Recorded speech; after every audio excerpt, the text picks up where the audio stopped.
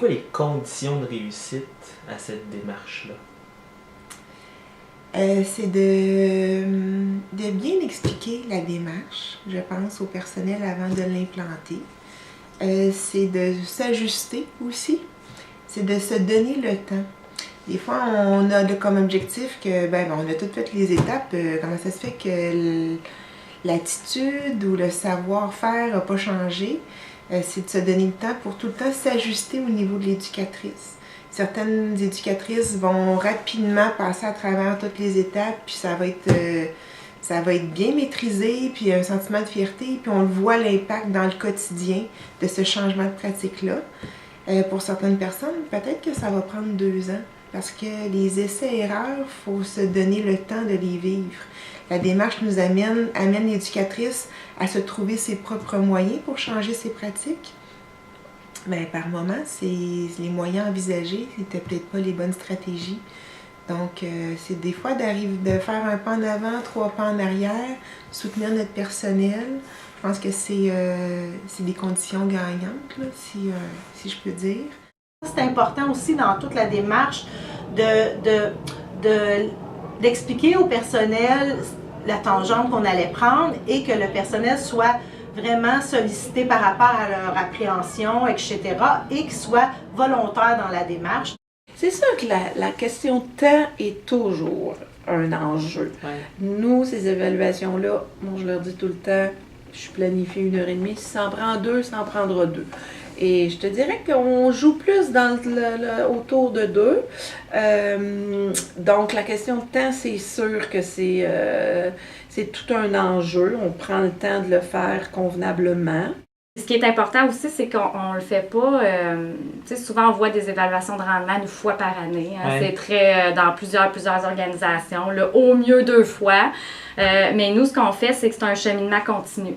C'est vraiment toute l'année, on s'assure, quand je te parlais des modalités de rencontre, on a beaucoup de modalités de suivi, que ce soit des suivis individuels, des rencontres d'équipe étage, des rencontres d'équipe groupe, donc l'éducatrice, la co-titulaire, l'éducatrice de soutien autour d'un même groupe, des rencontres par groupe d'âge. Fait que toutes nos filles de 4 ans, si on veut un sujet, là, la transition scolaire, les 2 ans, l'acquisition du contrôle des sphincters, on va aller traiter de sujets comme ça. Fait que dans le fond, et nos éducatrices, on essaie de les voir mensuellement chacune, individuellement, pour vraiment le suivi plus professionnel, là. Puis c'est dans le cadre de ces rencontres-là qu'on va aller évaluer le rendement, mais beaucoup accompagner l'éducatrice, la soutenir dans ses pratiques professionnelles. Ça demande de la structure, c'est sûr. Ça demande de l'organisation parce que chaque étape, faut assurer les suivis.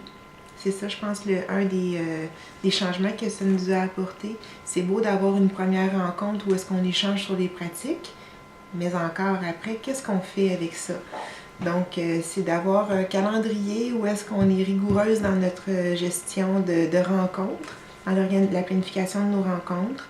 Essayer d'avoir la rigueur de rencontrer notre monde régulièrement, là, c'est ça qui est gagnant. Vous avez mis beaucoup d'emphase au cours des dernières années pour clarifier vos orientations pédagogiques. Là. C'est balisé, vous avez des écrits. Ces écrits-là, au-delà des écrits, c'est tout le processus de réflexion derrière ces orientations-là. As-tu l'impression que cette démarche-là, elle a contribué à l'évaluation que vous avez présentement, tes pratiques d'évaluation? Évidemment. Parce que ça prend à un moment donné des balises, parce que si tu veux poser telle question avec l'éducatrice, il faut qu'elle se réfère à quelque chose pour la réponse, là.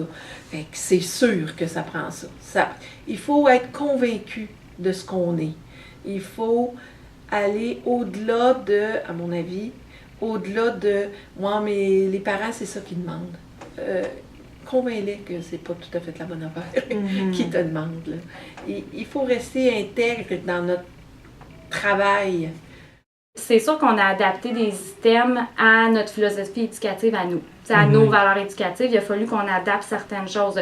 Je donne un exemple, nous, on ne fait plus de planification à partir de thèmes, mettons. C'était pas précisément indiqué comme ça, mais Bon, on va plus y aller dans est-ce que l'éducatrice aménage le local en fonction des besoins et intérêts des enfants. Tu sais, on a vraiment été définir nos critères à nous, nos critères de qualité d'accueil, nos critères de qualité éducative, mais à partir vraiment des critères que vous aviez mis dans vos outils. Quand on a redéfini un petit peu nos critères propres à nous, on a sollicité l'équipe. On l'a distribué. Est-ce que ça, c'est vraiment représentatif du travail que vous faites? Est-ce que ça colle à la philosophie éducative au CPA chez Fanfan, à nos valeurs?